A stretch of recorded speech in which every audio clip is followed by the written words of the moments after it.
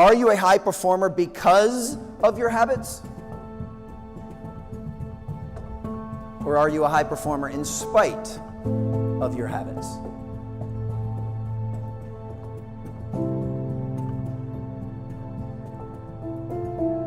If you were to list the things that you do consistently, especially on the bookends of your day, your morning and evening routine, the things that you do on a very regular basis, which percentage of those are helping you become the best version of yourself, and which of those are hindering you? Which one of those are moving you in the right direction, and which one of those are dragging you down? Here's your first actionable takeaway. I want you to write down a list of the things that fill your bucket. Mentally, physically, emotionally, spiritually.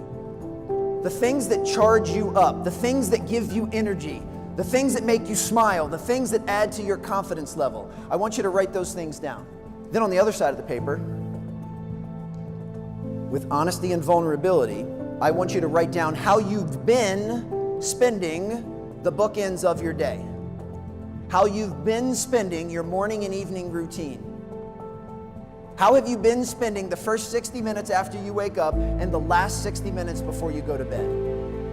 And then to complete the audit, I want you to compare the two sides of the paper. Compare the two sets of notes. And I want you to ask yourself one of the most important questions you can ever ask yourself.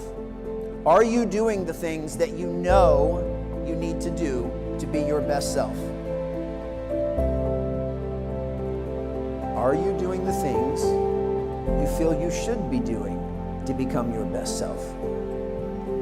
And I can almost promise you, even the highest performers in this room, if you do this with honesty and vulnerability, you're going to start to uncover what's called a performance gap. And a performance gap is the gap between what we know and what we do.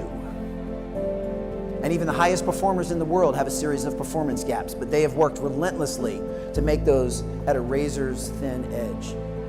You need to start closing the gap between what you know you should be doing. Remember, you came up with this list. I didn't come up with it. You know that you need to do the things on the left side of the paper.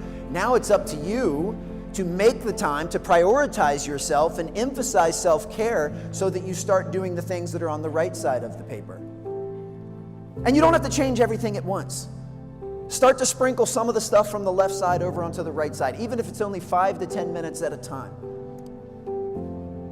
But you owe it to yourselves, you owe it to your families, you owe it to the groups that you work with to show up to everything as the best version of yourself. And the only way you can do that is through your habits. The only way you can do that is by making the time to fill your own bucket.